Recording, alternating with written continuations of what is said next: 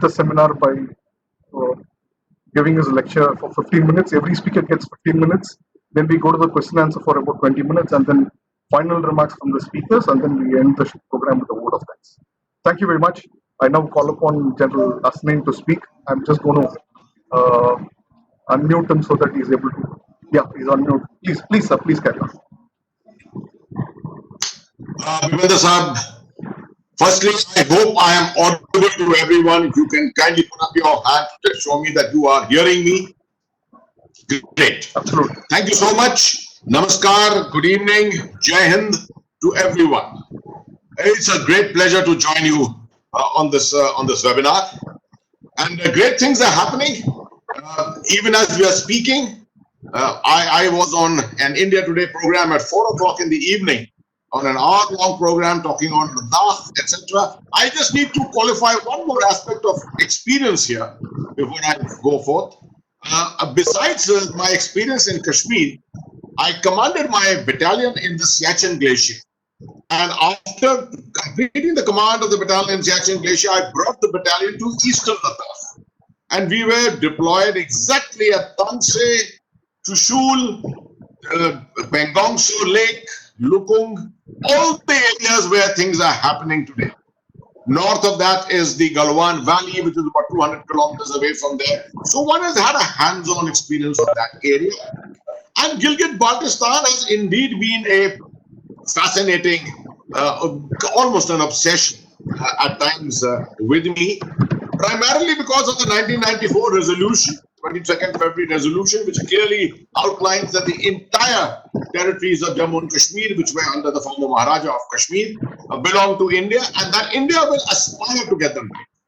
It is that kind of a political consensus which really gives a overall national advantage. We had the opportunity in 1972 to abrogate Article 370 and perhaps look towards the integration of all these territories, but we lost that opportunity. The 1994 resolution was a great one again, but we lost the opportunity because we did not take advantage of the tremendous political consensus that we had managed to achieve. So it was left to finally 2019 and the 5th of August that the decision was taken. Before going further, let me qualify one or two other things. One of our major disadvantages in India continues to remain a reasonably undeveloped strategic culture, public strategic culture, because of which there is a tremendous amount of pressure, public pressure on the government of India. And let me qualify that. The moment Article 370 and 35A were signed and abrogated, we found that there was tremendous excitement all over India for a very, very brave decision which had been taken. But an aspiration built in almost as if Gilgit-Baltistan and Pakistan-occupied Kashmir would fall to us overnight. It was a false kind of interpretation of the whole situation. And I think we started building up a lot of pressure on the government of India. I think the government of India did the right thing by nominating perhaps the Raksha Mantri and the Chief of the Army Staff to speak once in a while on the aspirational aspects of getting back to Gilgit-Baltistan. He spoke about the possibility of the army just waiting for the orders to be given, and the Raksha Mantri even talking about things like removing the no first use clause of our nuclear policy and things like that. These were essentially psychological messages which were being set up that India was now aspiring, and that aspiration would be a long-term aspiration. It was not spelled out in those so many words, but anyone who has a strategic understanding of this whole thing will realize that nothing works overnight. I was surprised people on the India Today discussion were talking about Eastern Ladakh and saying the Chinese have encroached on our territory and we must hit back immediately. I think that's the poorest generalship you can ever think of. It is captainship, if you ask me. Because a general will always look at a position of advantage, how to place himself in a position of advantage. And that's the way I look at Gilgit-Baltistan.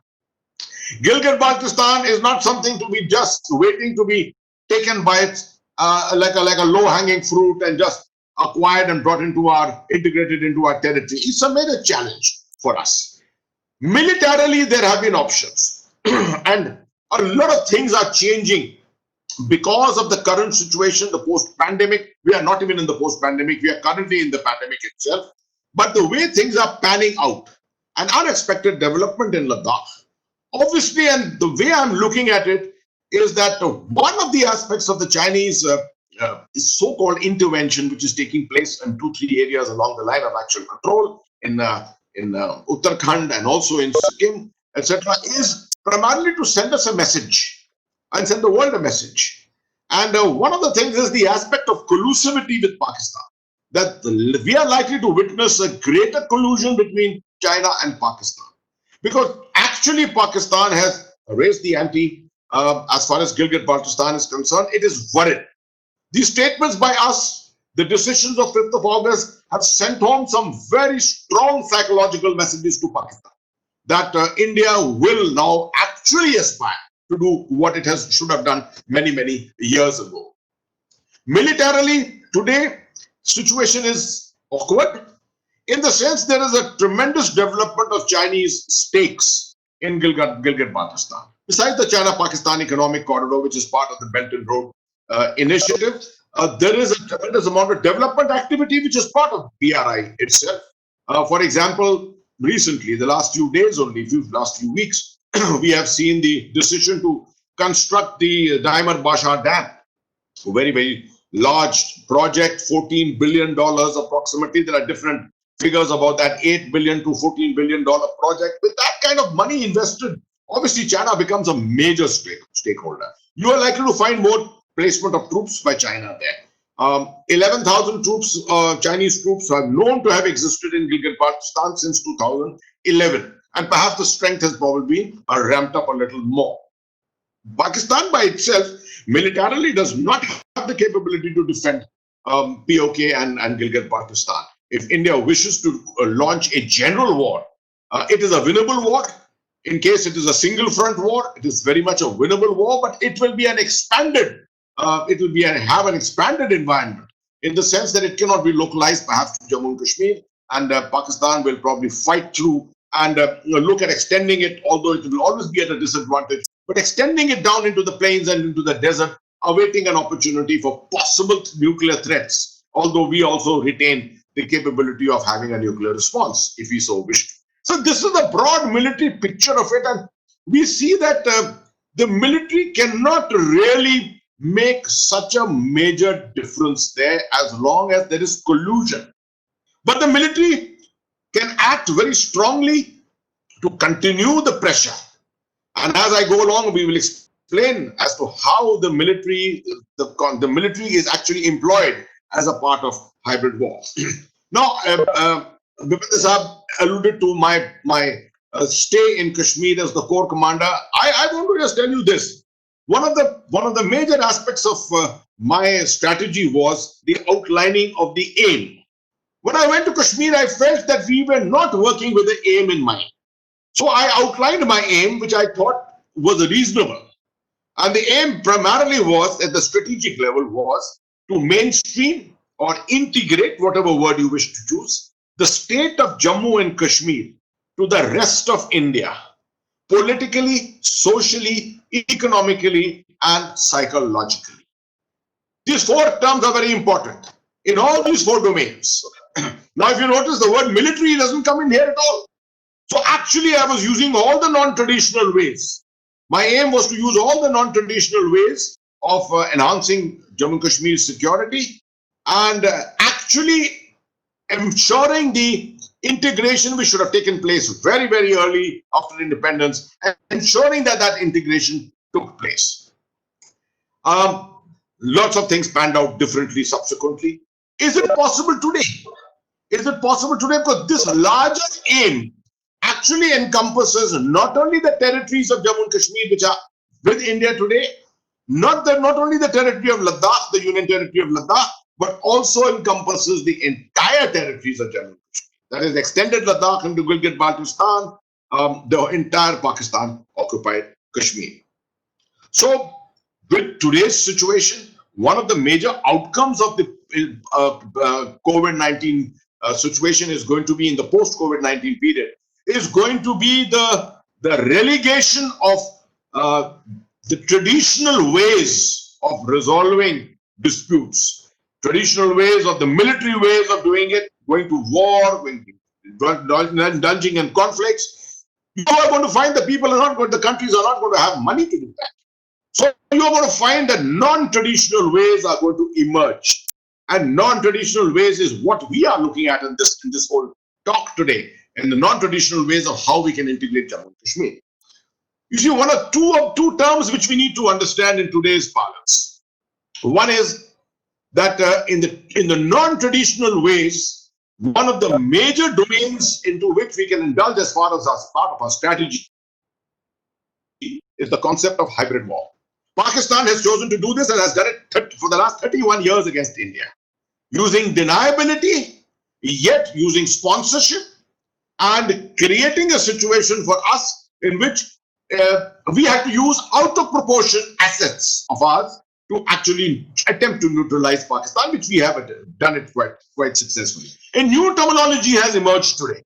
It's no longer just hybrid war. Hybrid war is all about the combinations of different domains of the spectrum of war. It can be financial, it can be human aspects, it can be psychological warfare. It is almost akin to what China uses as a part of its 3 strategies of 2003: media war, cyber war, and legal war.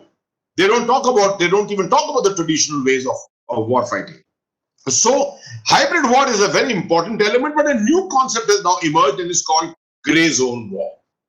Now, hybrid war is something, the manifestation of that becomes very evident.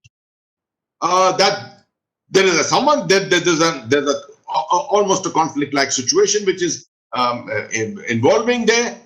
There are degrees of violence and there are other domains being used, but gray zone warfare, which is still in the process of being defined, is something in which you find the political domain particular and the psychological domain.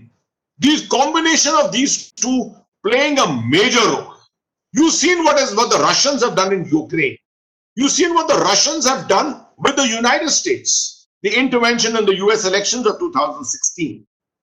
There are attempts to do that kind of a thing in India in the last 4, 5, 6 months that we have seen, entering into the political domain and using political conflict and political warfare as a domain of war fighting. So we will have to be.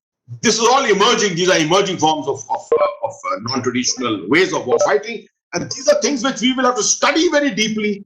We will have to take out the essential elements of it and see how can we make a difference with it. So even Pakistan is today even talking about the abrogation of Shimla Agreement 1972. They say that India has unilaterally changed the status quo in Jammu and Kashmir, and therefore the Shimla Agreement of 72 is abrogated. Although it hasn't said it officially, but there are named bits and pieces of such information being dropped in webinars and seminars around the world. This is all part of the psychological build-up on this. These are non-traditional ways, in small ways, which contribute to this. So, what must India do in the non-traditional domain?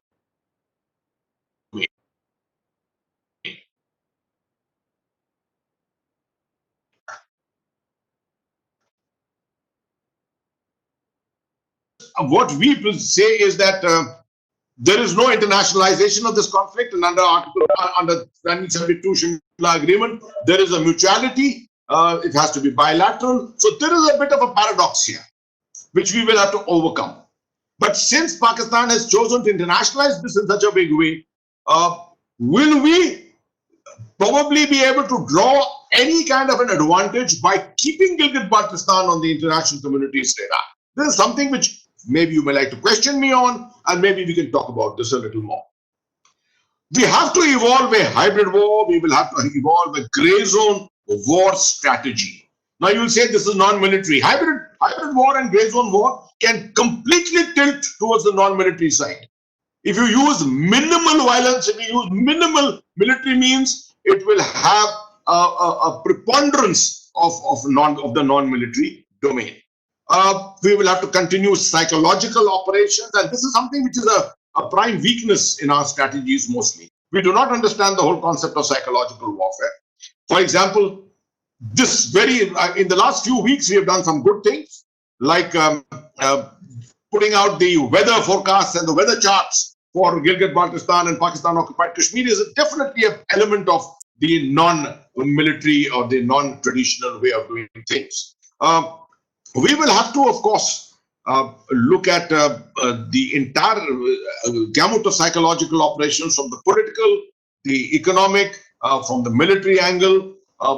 From the political angle, for example, the reservation of seats in the Jammu and Kashmir Assembly, or ultimately perhaps in the Ladakh Assembly, if we ultimately have a legislative assembly in Ladakh. These are the ways that which the picture can continue to be built up on Gilgit-Baltistan. We will have to sponsor a low-level incidency. There's no need to. We need to remain deniable completely, and but yet have a hand somewhere in sponsoring those who wish to take up arms, perhaps here and there. Create pinpricks. We don't have to fight a full campaign like the manner in which Pakistan has attempted to do in Jammu and Kashmir, but less said on this, the better. This has to be an aspect of covert operations. We must consider the entire Ladakh front and extend it to the Gurez front. Gurez Valley in Jammu, in Kashmir, also enjoys a border with the Gilgit-Baltistan area. In fact, a very large part of the Gurez Valley and the areas of Machar and Keren also actually enjoy a boundary with Gilgit-Baltistan. So we must not restrict our thinking only to the Ladakh frontier. We must extend it right through up to the Kashmir Valley, so that we have an extended frontage to work upon. Social media. Now that is a force multiplier today. But remember, social media is well said. The social media can be used as an instrument of non-traditional psychological warfare, etc. Unless you have got a strategy in place, and unless you have thought this through, unless you have the correct platforms and you have organizations to back it, I strongly feel that the requirement of the academic world is such an insignificant thing in this, which we have not realized so far at all. You try psychological warfare through social media, you'll find in 3 days you'll run out of ideas. The ideas have to all come from the academic world, where a tremendous amount of research and which has to be carried out from time to time. We have to make sure that the generational integration, which is likely to take place, with Pakistan attempting to bring in a development footprint in Gilgit-Baltistan, with China's presence there, and also the possibility of more money coming in there, you may find that the population may start looking differently.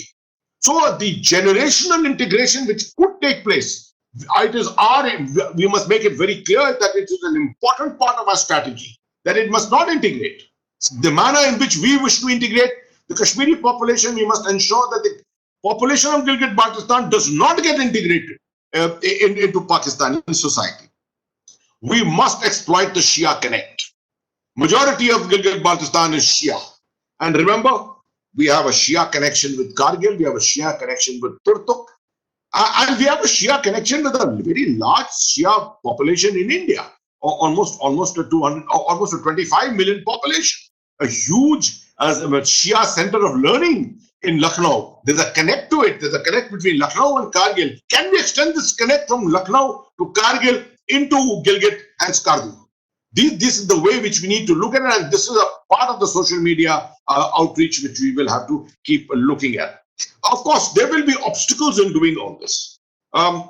China's strategic objectives, and China is going to give a lot of advice to Pakistan and probably bring in its non-traditional ways of overcoming this from time to time.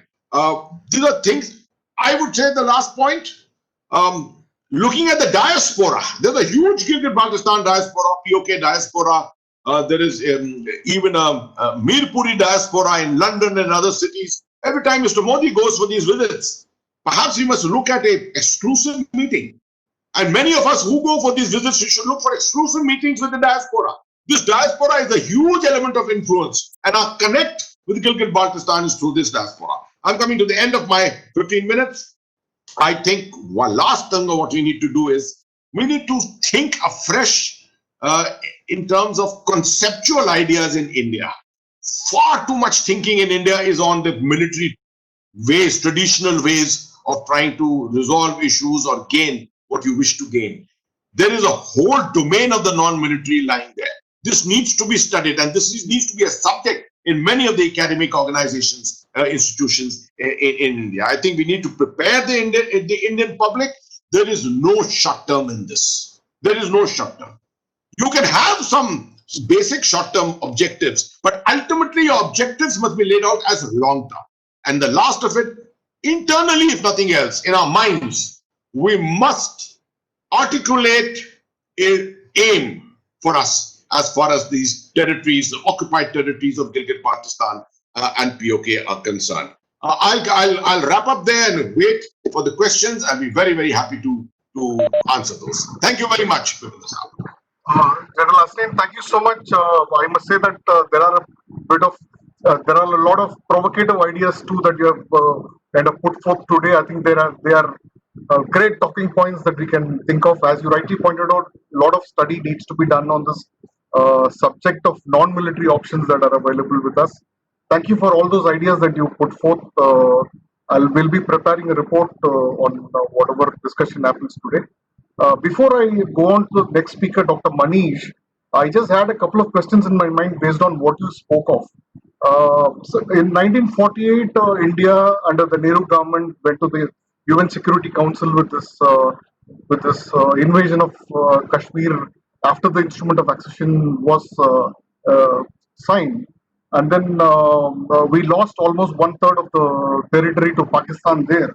But interestingly, sir, since 1965, the UN Security Council has not done any mediation as far as Kashmir is concerned, and they have left it to India and Pakistan. And after the 1971 Shimla Agreement, I think India has kind of ignored the UN Security Council complaint that we made completely. Is that something that we could revive? I'm not saying that we should revive, but the point is, can we think of that? And you also mentioned about the Legislative Assembly of Jammu and Kashmir that we have.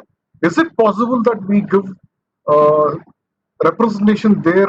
Since right now, the previous assembly had vacant seats as far as the PoK and Gilgit Pakistan is concerned. But now, can we give nominations by choosing people who can represent those areas in the assembly and probably give them some funds also to do some assembly area development work and all that. So these are ideas, questions that I have for you. You can answer me at the end of the other speakers complete their presentation. So these are questions that you can keep in mind. For the participants, if you have a question, please use the chat box that is available. Please put your questions to everyone out there. I will be able to see it. At the end of the speaker's presentation, I will put those questions on your behalf to those speakers.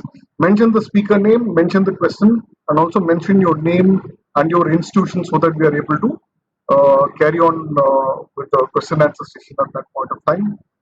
Right now, let me call Dr. Manish to speak.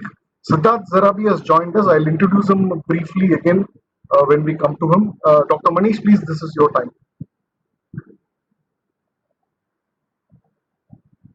Thank you, sir. Can you hear me? Am I audible?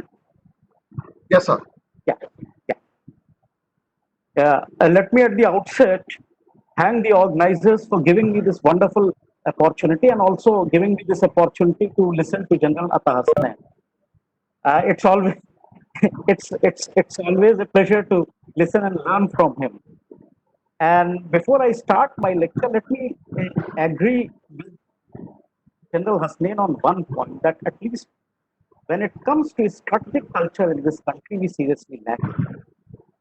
I was instrumental in setting up the IR department in Sikkim University, and I have traveled across the eastern Himalayan regions. I was there at the time of Doklam, and now we see that most of the eastern and western Himalayan region problems, the territorial issues actually flow from our history. So I must also say that we are also victims of our own history and our own destructive culture.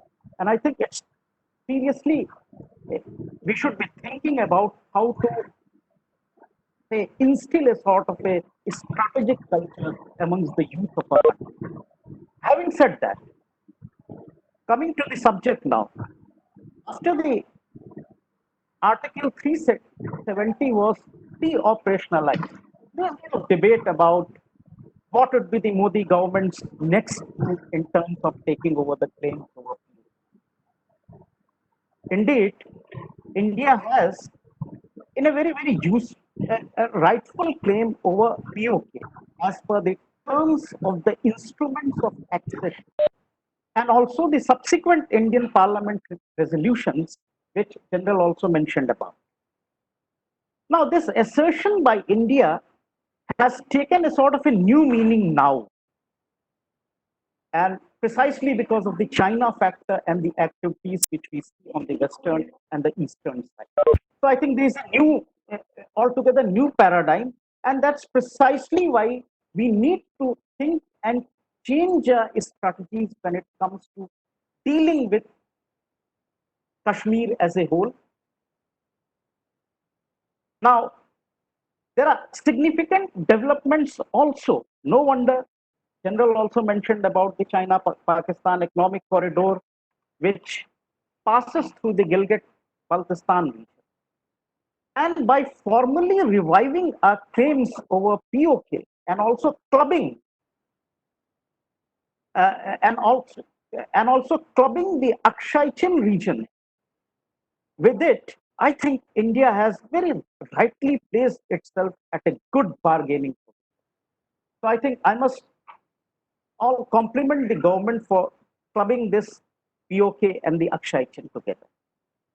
However, due to the international systemic pressure, this is also a fact that it may not be prudent to always resort to a military means. There are other non-military options which are very well available today. And in fact, conceptually and theoretically, we have been debating. In fact, most of the writings which are coming from the US think tanks, particularly from Rand Corporation and others, have indeed actually spoken quite a bit about non-military options for US. And I think many of these options are now available, which I think uh, uh, we should be conceptually debating and discussing about. One of the options, and I'm talking about it more theoretically, in the sense that one of the options, non military options, is the whole idea of what is called the coercive power. And I'll explain as to what I mean by coercive power. Now, as I said, there are tools of power, and many of them are very diverse, right? We have been talking about hard power, which is the use of physical military means to force enemy regimes to change their ways. We have also been talking about the soft power, which relies more on influences, institutions, and such instruments of diplomacy, economic assistance, democracy promotion, cultural exchanges, propagation of ideas, and like to encourage in other societies to to to to to actually get infatuated to our own, say, cultures. That is what clearly comes under the realm of what we call the soft power.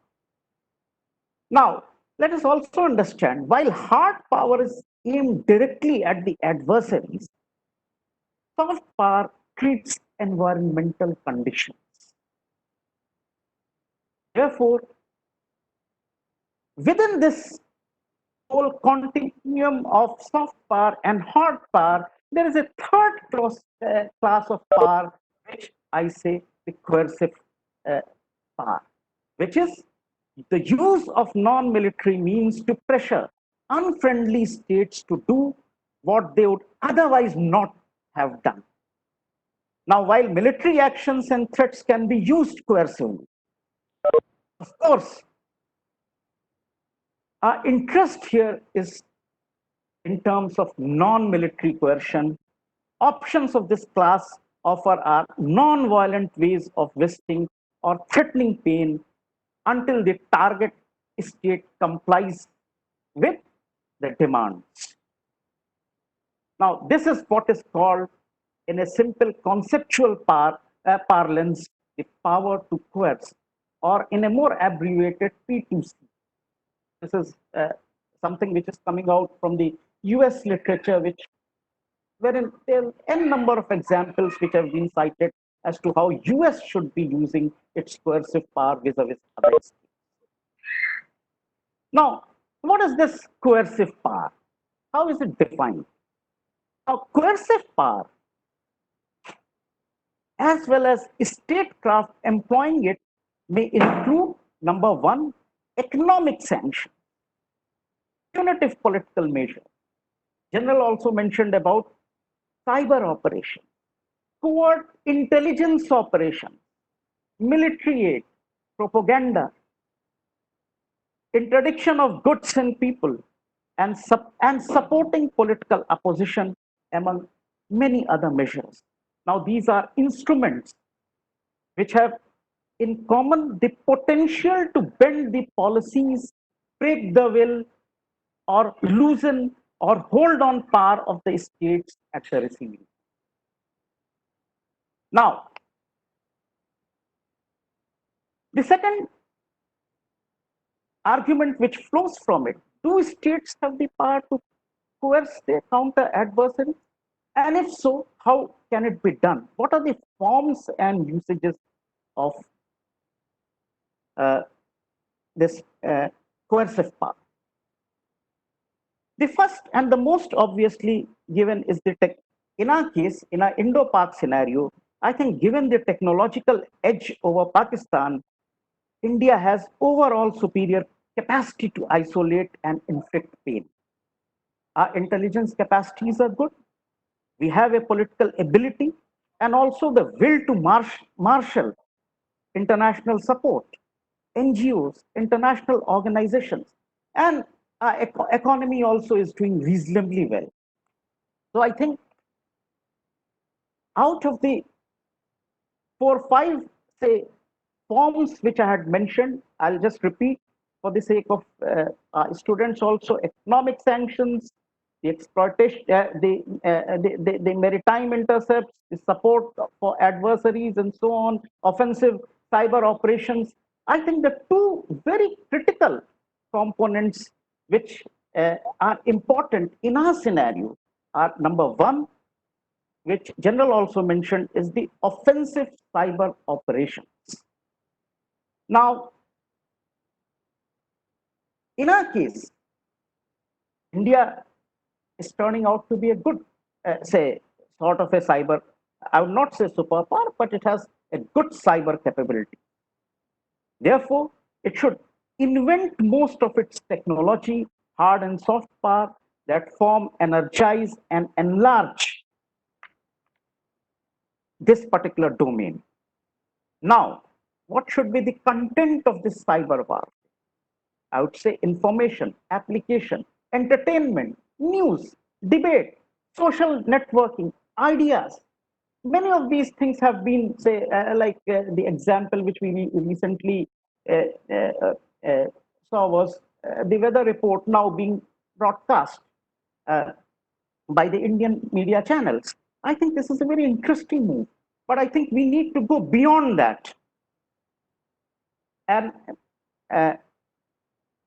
now, notwithstanding our own capabilities, we should not be actually wary of waging a sort of a cyber offensive, cyber war.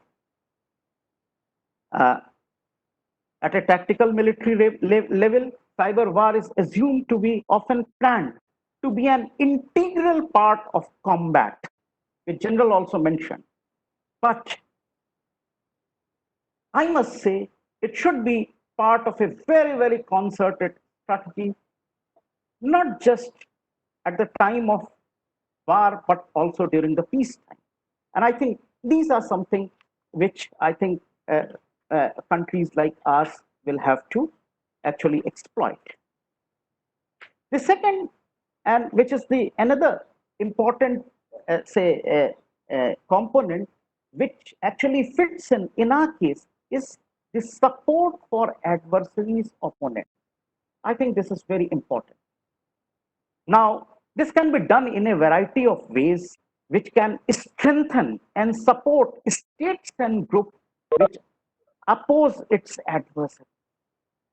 We can do so by providing non-military and military aid. The greatest coercive leverage may come from posing a sort of a threat with political authority or even the survival of a regime. Now, pro-democracy opposition movements are appearing with increasing suddenness, frequency, and intensity. This is what we have witnessed. We have been witnessing in the last few years. Now, most of the new literature and the research which is covering the past century also show that there is a broad-based, well-planned, non-violent movement and are twice as likely as violent ones to lead to stable democratic results. Although domestic organizations, protest, strikes, regime defections, boycotts, and other forms of resistance of regimes does not face widespread dissatisfaction, thanks to the extraordinary growth, some of it, the operations through can also lead to change any country's economy if it's for a prolonged period.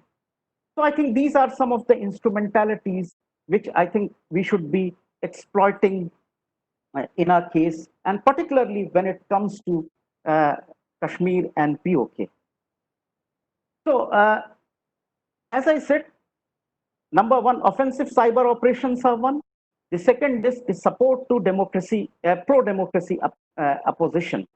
These can be threatening, and these can give you a sort of a very, very high leverage when it comes to PoK. But at the same time, we also need to understand that when we deal with Kashmir and PoK, we should not necessarily be just focusing on that particular. There are fault lines within Pakistan as well.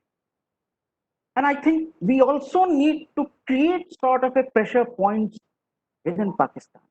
And I'll just very briefly mention some of these fault lines. First is that the idea of Pakistan itself, based on an Islamic identity, is flawed. The creation of Bangladesh actually is a sort of an antithesis of this entire, say, idea of Pakistan. There are primordial identities like the Sindhis, the Bengalis, the Pashtuns, the Balochis, Punjabis, who play a very, very important role when it comes to, say, identity formation within the state of Pakistan. The second, there is a sectarian divide. Shia Sunni. There are targets in Pakistan, which includes targeting the Shias, the Barelvis, the Sufis, and so on and so forth. I mean, if we look into the entire Zia regime, there was a very, very concerted effort on the part of state to create a sort of a national identity, which was primarily a sort of a Sunni identity. And throughout this period, you will see a lot of sectarian violence targeting the Shias. I mean, I can mention some of the places like Dera Ismail Khan in Pakistan, then PoK. You will see a sort of a rampant, say, sectarian violence during this period. And if you further go towards the Fata region, I think Parchinar was also one of the regions where you see a sort of a Shia Sunni, say, sectarian violence. Now, this is what we can see throughout the history of Pakistan. Now, the third is the minority. The minorities like the Hindus and the Christians.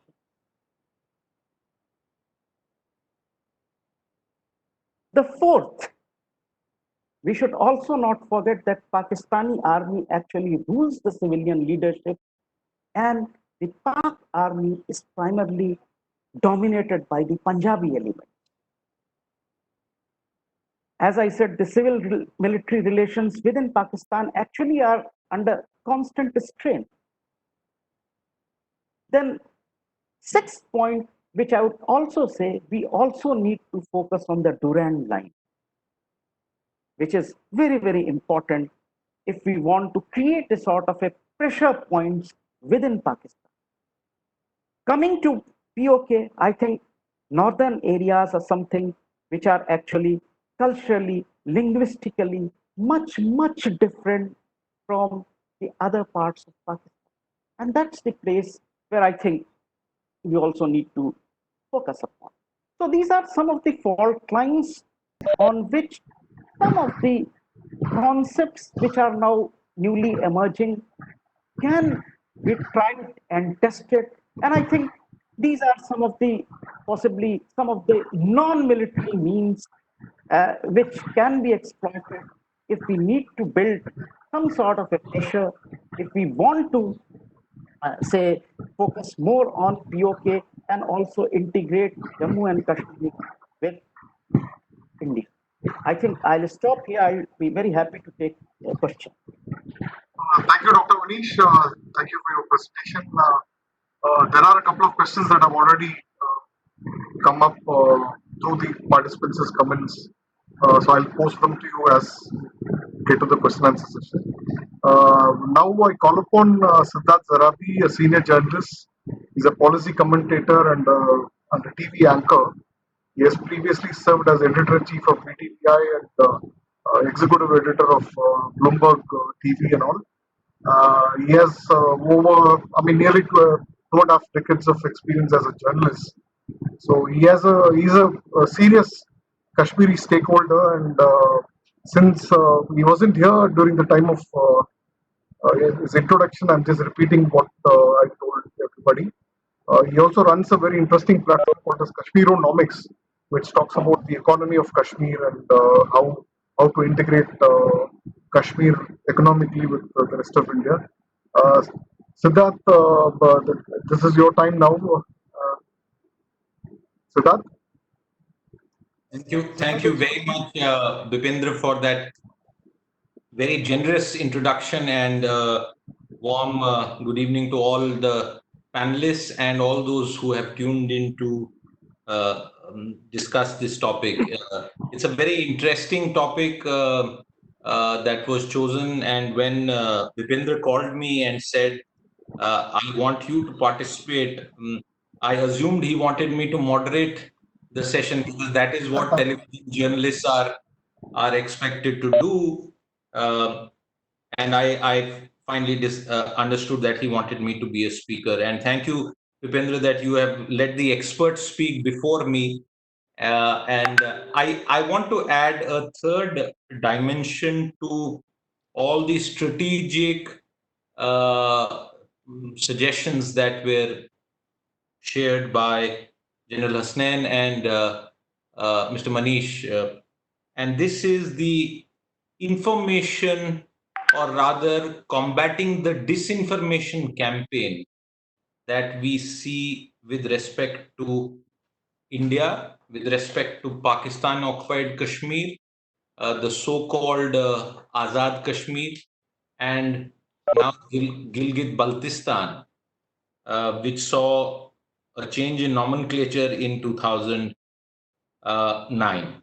Let me first try and explain to all those who have tuned in about the challenge that India faces as far as explaining its point of view across the world. And we have seen what happened after the 5th of August last year. We saw the decision that was taken by the government as far as Article 370 and 35A are concerned, entirely internal matters. Yet, many of you might have felt very surprised or taken aback by the intensity of the global backlash. And this global backlash was, in some ways, a very coordinated effort. Now, as a working journalist of many years of experience, I would like to point out that it sometimes feels very easy for general lay people to assume that there is a conspiracy of sorts. In the issue of Kashmir and how it has been internationalized by Pakistan, and indirectly supported by Chinese investments in global media, lies the answer to one of the most important non-military options of winning back West Ladakh and the parts of Kashmir that have been taken over by Pakistan with a puppet government that claims that it runs the show in that part of Jammu and Kashmir. Please understand that for the last 30 years and actually more, Pakistan's investment in engaging with global media has been done at a strategic level, at a foreign ministry level, at the level of business interests, and also through the nexus of the global reportage chain, which reports on strategic and defense matters. India, and rightly so, has never believed in taking any internal issue, including Kashmir, to a global forum. We made that mistake many decades ago, but in the recent past, all of you would agree with me that we have not chosen to take an issue, at least in a very explicit manner, to any global forum. However, Pakistan has, after losing many wars, including the 1999 misadventure in Kargil that they attempted, has, and I say this with some sense of responsibility, it has had an edge over India as far as the global misinformation campaign on Kashmir and the surrounding issues are concerned. If you were to do a straw poll of even senior editors of leading publications across the world, and I have had occasion to travel overseas uh, and be part of external affairs reporting as well as strategic seminars, and I have been surprised, thunderstruck by the lack of knowledge and the amount of misinformation that many senior journalists from across the world, especially in the Western capitals, have on the issue of Kashmir. And this is one of the biggest stumbling blocks in explaining the reality on the ground. Very few journalists globally and reputed establishments at that would be aware of what the accession day is, for example. Many do not even know what Pakistan has done successively over the years and decades to change the character on the ground by leasing out parcels of land to China.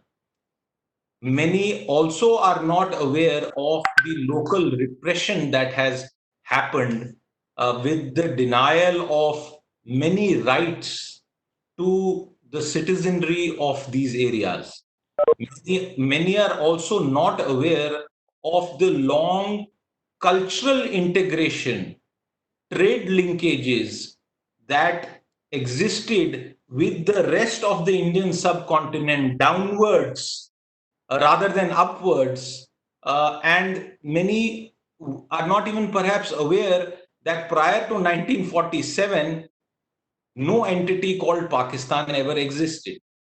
Now, all of us know many more incidents. I'll not take too much time in describing many of those incidents to you, but I make the following 3 points here with respect to non-military options on Pakistan occupied Jammu Kashmir. And I also would like to add here Chinese occupied territories of Jammu and Kashmir. Number one, as the government of India and all of us realized in 2019 that when post the 5th of August, there was so much misinformation, deliberate, and perhaps a little bit sheer ignorance, where all over the world it was portrayed as if India has suddenly done a Russia on Kashmir or a Ukraine on Kashmir. So my submission number one, the days of soft diplomacy are over with respect to explaining India's stand. I think much more money and men need to be put in place by our strategic establishment, by our government, to counter the disinformation that exists all over the world. This should include, among others, a lot of quality information made available on dedicated internet portals, through commissioned television documentaries, as well as detailed write-ups, and in the worst case, paid advertisements if required, along with a fourth category, which is knowledge sharing events in multiple capitals across the world. We will have to drop our reluctance to engage deeply with foreign media, and not just the English speaking media in the Western world, but media from other parts of the world as well. You cannot today ignore the media in Africa. You cannot ignore the media in the Gulf region. You cannot ignore the media elsewhere. And because the media is now able to source information across the internet, a video which might be a deep fake, which is manufactured in Kashmir, reaches global media establishments within 30 minutes of its creation, or even lesser. And our systems, our traditional systems, have no way of countering that. I do not mean to belittle the existing efforts of the Ministry of External Affairs or the Government of India or the Press Information Bureau or the press attaches in our missions. I am only talking about supplementing this effort by these 3 or 4 different types of activities. So, India against disinformation on Jammu and Kashmir and the occupied territories of Jammu and Kashmir, occupied by Pakistan illegally, completely, occupied by China illegally, have to be brought once again to the world. Sometimes we believe that everyone should share the same level of awareness and knowledge about the intricate dispute that has been portrayed in global media. The average citizen across the world does not know enough. And Pakistan has been very successful in cultivating and developing resources in the global media establishment far more successfully than India has done. I think I have 2 or 3 more minutes, Bipin, so I'll quickly add a couple of more elements. Please allow me that time. I would also like to propose through this forum a 24 by 7 research and information based channel, internet channel, which is available across the world, which should be housed in Prasar Bharati, which can do a lot of effort on countering disinformation, not just for Jammu Kashmir, but also for Punjab and the Khalistan question. Why do I add Punjab here? I am making a minor digression, but the nature of the problem is the same, because we also know that Pakistan is spending a lot of money in its attempts to revive Khalistan. Over the last 3 weeks, I have regularly been receiving calls from Canada based numbers with recorded messages of a self-styled Khalistani leader who, among other things, has threatened various other Indian journalists. I will not take those names. And today also his call, a recorded call, and I'm sure he's calling multiple people, was calling for a demonstration on the 6th of June across the world and in India as some sort of Khalistan Day. Now, these are very sophisticated networks that are at work. I want to tell you the call quality, the audio quality of that call, recorded call, is professional studio standard.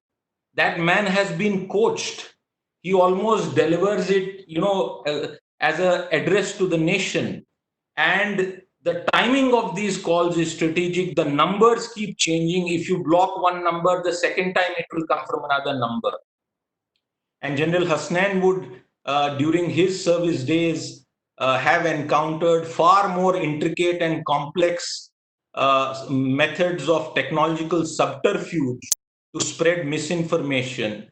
But I just gave you that as an example. So, Doordarshan and Prasar Bharati must revive a plan which was discussed originally in 2016 by the I&B Ministry and the External Affairs Ministry at that time, to create a 24/7 internet streaming portal which will not just respond and react to allegations and misinformation spread about India, Kashmir, J&K, Punjab, but also proactively put out programming which, for example, and this I'll end here, Bipin.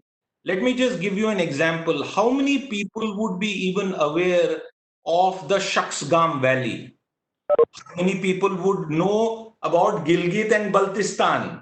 How many people have heard the language that is called Balti?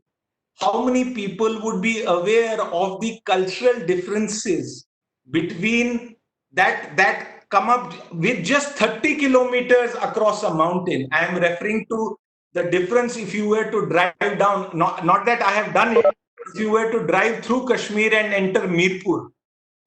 30 odd kilometers brings you to a completely different cultural context. It is the same that happens when you cross the border from Tamil Nadu into another state. And this entire region, we know, shares boundaries with 5 or 6 different countries: Afghanistan, China. So there is it's not just a map. Even I would argue with a lot of humility that more than 3/4 Indians would not be aware of the intricacies of the cartography or the topography, beg your pardon, of this entire region. So, in conclusion, I believe that one of the immediate necessary steps in terms of non-military options, and I'm adding on to what the previous two speakers have said, should focus on winning the information war, including, for example, talking about the forced resettlement of Sunnis from Pakistan into what was Shia dominated territories in Pakistan occupied Kashmir, and how that, I would say, religious cultural genocide was inflicted upon the hapless Shias of that region by Pakistan. Very few people know this. There are lots of Kashmir experts in India, in our army, in our foreign services, in our journalism, in civil society, retired administrators from Jammu and Kashmir, and globally, who can be resource persons. So, Bipin, I'm going to conclude. I'm sorry if I have taken more time than you had allotted, but winning the information war will be a crucial part of non-military battle to ultimately reintegrate Jammu Kashmir into the whole state that it was once upon a time. Thank you.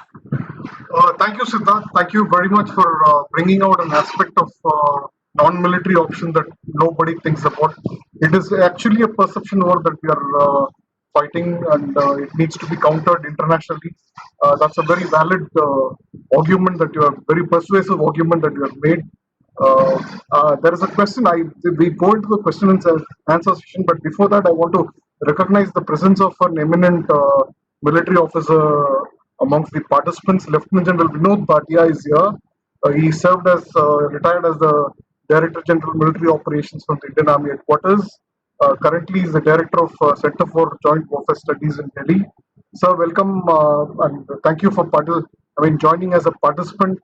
At some point of time, I would love to quickly add you on as a speaker in some program that we want to host very soon.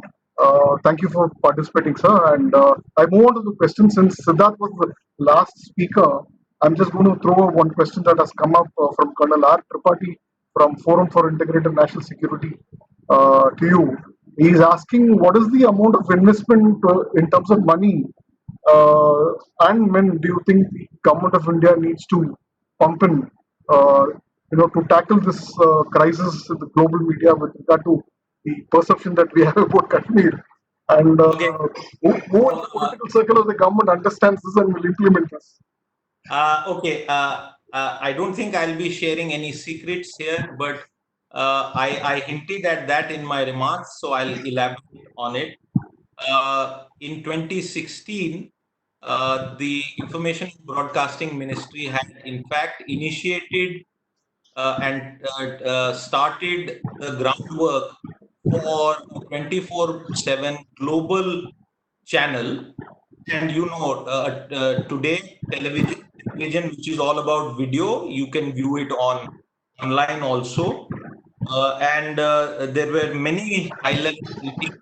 And at that point of time, the late Sushma Swaraj, the Minister of External Affairs, was very keenly interested in it. The current External Affairs Minister was also part of those deliberations.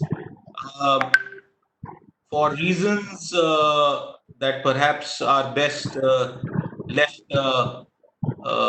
unsaid here, that project was dropped. I believe that many sections of the government have realized this need after August last year. I would say that whenever the government chooses to do it, it should be done at the earliest. As far as the investment is concerned, I don't think that those numbers are even worth mentioning. They are very minimal numbers. Just to give you a small idea of the average budget of Prasar Bharati, let's take a 3-year back figure, it was roughly 1,000 crore on news programming. And if you were to just add on this 24/7, it would probably mean an increment of 3, 5, 7, 8, 9% because you would use the entire existing infrastructure. So it's actually not even peanuts when it comes to the size of the budget of the government of India and the need in my mind of countering and being a big player in countering this global disinformation campaign. Because you know what? Because of this disinformation, India's attractiveness as an investment destination has also been attempted to. Our enemy is not just trying to hit us by taking Kashmir. It also wants to hit our economy. It wants to make us weaker in every possible way. And they go and send these fake videos to top bankers, investment managers across the world and tell them, why are you investing money in India? Muslims are being massacred, Sikhs are being massacred, Dalits are being massacred. Now, I'm not saying that we don't have problems, but the manner in which they present it is completely wrong. So, any amount of investment would actually be nothing when it comes to countering this disinformation. Sid, I also want to thank you for pointing out this Khalistan campaign that's going on. Probably most of us here who are participating, at least among the senior persons here, would know that the Khalistani referendum 2020 movement has been,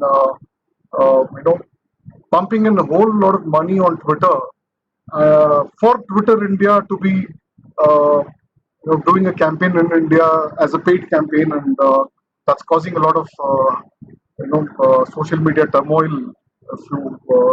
I'm sure everybody knows about it. Probably at some point of time we need to tackle that issue too. Uh, Indra, if I can intervene just for 10 seconds and then I'll hold my peace. yeah, Kashmir and the negative press around India was taken off the papers, global papers and global channels and internet discussions because of Corona. Please understand, had Corona not happened, the disinformation campaign, which intensified from 5th August, was still continuing, and then the CAA NRC element was added to it. So yeah. it had acquired a even more serious sort of nature by February and early March before Corona interrupted. So once Corona dies down from the headlines, I fear that we will be back at receiving all that negative false press. Yeah. Thank you for that intervention, Siddharth. I now move on to General Hasnain for a question. This question has come from Dr. Ashutosh Singh, who is a faculty in the International and Strategic Affairs Department of Amity University, Jaipur. He wants to know if India's relationship with Afghanistan and Afghanistan, if it can play a role in kind of creating a positive environment for India, both socio and political footprint in Gilgit-Baltistan, which is kind of abutting the Afghanistan border. Thank you, Bipinda Saab. If I may, I've seen some other questions coming up. I'll try and combine them so we can save a little time. Yes, Firstly, let me compliment Siddharth Saab. He's actually taken out a leaf from what I have been doing for the last 7 years after my retirement. And since no one seems to be ever taking that seriously, I did not allude to it so much here. But let me start by telling Siddharth Saab one thing. I went to Iran about 4 or 5 months ago. And there I was told by the Indian embassy that there is a huge campaign going on in the Iranian media, and that they wanted me to face the Iranian media on Jammu and Kashmir in particular. I faced the television channels in Persian. Of course, there was a voiceover, but they gave me a questionnaire before that. And you'd be surprised, the questionnaire was as if it was drafted in Islamabad. And every single question, and I realized how disinformation was being played out. For example, we were concentrating all the time on this issue of Article 370, 5th of August, etc., and the decisions taken. Pakistan was playing up internationally the issue why India has not adhered to the UN resolution. Yes. Have we ever tried to explain to people that the UN resolution is dead and gone? That the 1972 Shimla Agreement, which Pakistan is a party to, does not have anything to do with the UN resolution. I mean, this is just a simple example. There are any number of such questions in there. I have been saying this, I'm sorry at the cost of a little time, but it may be of interest to your listeners. I was in Israel, and there I said, this is one country I can speak clearly my mind on Jammu and Kashmir here. Of course, there's no relationship between Israel and Pakistan, so there is no diplomatic relations. There'll be no one from Pakistan here. You will be shocked on the morning of my talk at the breakfast table, 3 Pakistanis joined me. Wow. They were there everywhere. And what Siddharth Saab is saying is absolutely right. They have got the ISPR raised in 1949, when India had not even thought of the meaning of information as a domain of warfare. Right? Today, my strongest thing, just to supplement what Siddharth Saab said, my strongest suggestion to the government of India has always been that we need a constitutional body, something like a commission, which should be called maybe a strategic communication committee or something like that, which must take different domains under its wings and play out a communication strategy for India. And the same manner, you have all the instruments available, they have just exploit them. We seem to have lost that game, which we can win back again if we are a little more proactive on this. I compliment you, Siddharth Saab, for raising this issue once again. Now let me come back to this question. The question of Afghanistan. There's no doubt Afghanistan enjoys a very large border with the northern areas of Gilgit-Baltistan and those areas there. But it's a question of our relationship. We've got a very strong soft power relationship with Afghanistan. We consider ourselves a stakeholder. We consider ourselves as major players there. But despite that, unfortunately, in the last 1 year, we have seen that we have been kept out of the parleys and we have not been able to play a major role. With the current Afghan government of national unity, we have a strong relationship. There are lots of people in India who allude to the fact that with the Taliban, we must establish a relationship.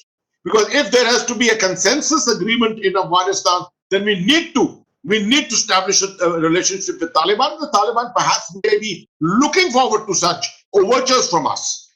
If that be so, Pakistan will be the first one to make sure that India's footprint in Afghanistan is not allowed to remain effective. Already, I think 2 of our consulates have been closed there. And they will look for every means to make sure that that direction, because within Pakistan, they are aware that Balochistan stands to lose in case Indian footprint in Afghanistan is strong. So they will make sure that not only Balochistan, but for Gilgit-Baltistan. But we must play this game strongly. We must continue our soft power relationship with Afghanistan in a very big way. Because Afghanistan essentially remains pro-Indian. You have to remember. Even the Taliban, there is no permanence about a Taliban-Pakistan bonhomie. You never know tomorrow if the Taliban is in power or there's a consensus organization in power. What the relationship between Pakistan and Afghanistan is going to be, no one can predict today. We should be thinking long term. We should not be thinking of 6 months, 1 year, 1.5 to 2 years. I would say 10 years, 15 years, 20 years. That's the kind of, I'm glad this question has come up because this only adds to the statement which I made. Continue strategic to look at it strategically and continue looking at it long term. While I will combine the question regarding soft power, very important question came up. How would you use soft power? And the aspect of yoga, etc., and things like that came up. Let me tell you, as far as soft power is concerned, I've got a whole list of points with me which I made out. But I think we were playing a very good game with Pakistan on soft power in terms of medical treatment, medical tourism, medical visas. This we should continue playing if it's possible, if we can encourage it in one way, in any way. We must continue playing the game with the civil society in Pakistan. We are not at odds with the civil society of Pakistan. The civil society of Pakistan is not an adversary of India. But the adversary of India is the deep state, is the Pakistan Army, it is the ISI, it is the ISPR, and the fraternity which are around all these organizations. We must continue to play our game with the civil society and keep reaching out to the civil society. We should look at languages. The Shina language in Gilgit-Baltistan. We must promote such languages in our universities. Jammu University, I believe, has just opened a department for Shina language, which is an excellent beginning. This is the kind of thing we need to do. We need to have more Bollywood films. Today, you don't have to transport reels of film put up a film in a hall. You can do it by all kinds of means, Netflix and satellite systems and things like that. Let's make some films on Gilgit-Baltistan for Gilgit, but for the Baltis themselves in their own languages to show our concern for them. I mean, you can just go on and on. The strength of Bollywood, the strength of literature, language, open up Skardu links, force the demand for opening up of Kargil Skardu links. These links are very good. Even the Kashmir link to Muzaffarabad was a very good thing. Indian soft power was actually working on that link. And we can actually, if we work on a strategy, we can ensure that such links work with our soft power. I will stop there. The aspect of the Shia linkage is very important. Shia soft power can play a major role in this. Remember, the Shia is the most militant element of Islam. If you use him correctly, his aspect of militancy can really be used to our gain. Thank you. General Hasnain, there is an interesting question that has come up. I just wanted to throw it across to you so that you're able to respond to that question. There are a lot of PoK populations that are displayed and are all settled all across the world, including India. There is a huge displaced population from PoK. So the question basically is that what should India do with regard to these kind of this population that is already settled in India? How do India as a government engage with these populations? You see, we are talking primarily about population which has come out from there as displaced people who have been forced out from there. And there are people around the world who are also not too happy with conditions in Pakistan, etc. We need, of course, we need to be in touch. We need to be in contact with all those people. But this specifically alludes to more to covert operations, covert linkages, etc. And therefore, I will reserve my comments on this because this is an issue which we from the security world don't like to indulge in publicly. Okay, so we move on to Dr. Manish. I'm sure you must have seen a couple of questions that have been asked of you on the chat box. So if you haven't seen it, I'll just ask you on that.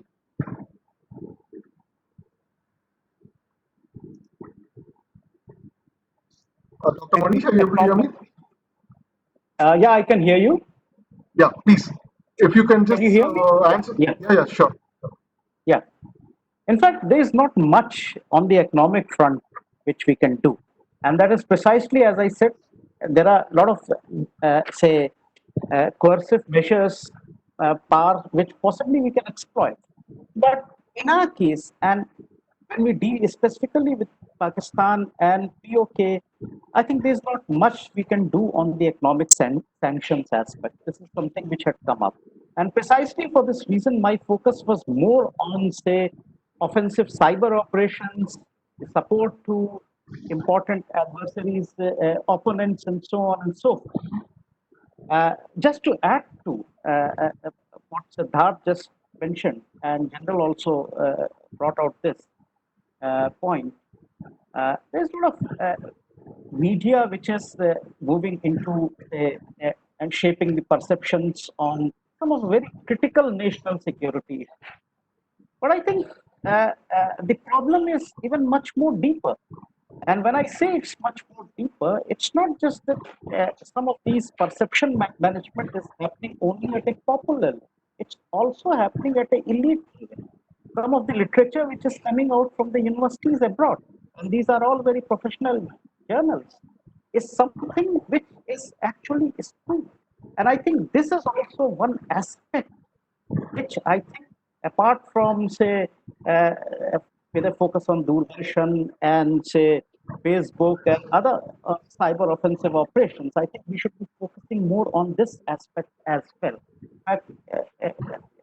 Look at the type of opposition which the Indian mission faces when it comes to UK.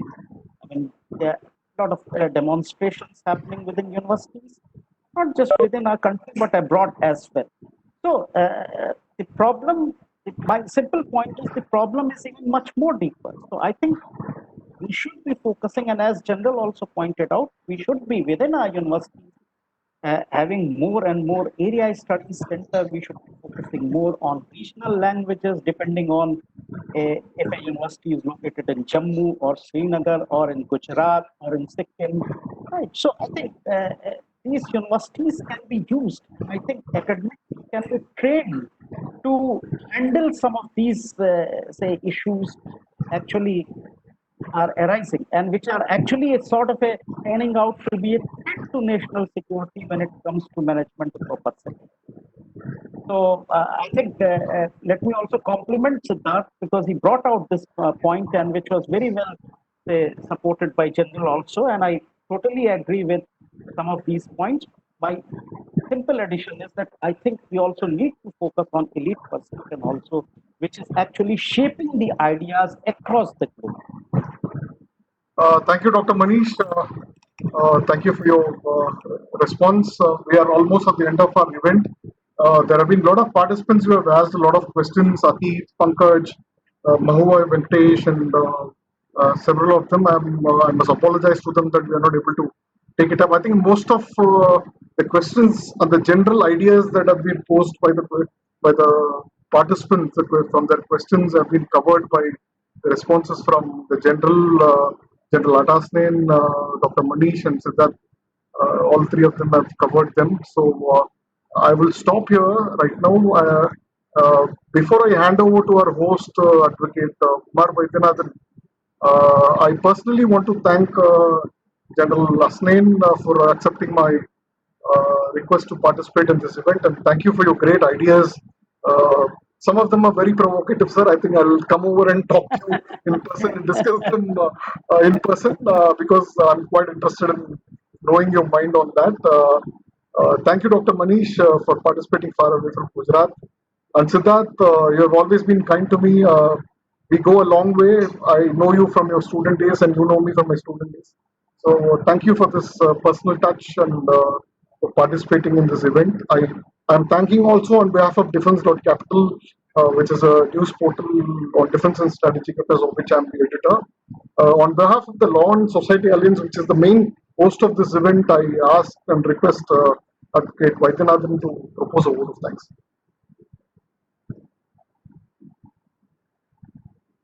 Thank you very much, Bipindra. Can you hear me?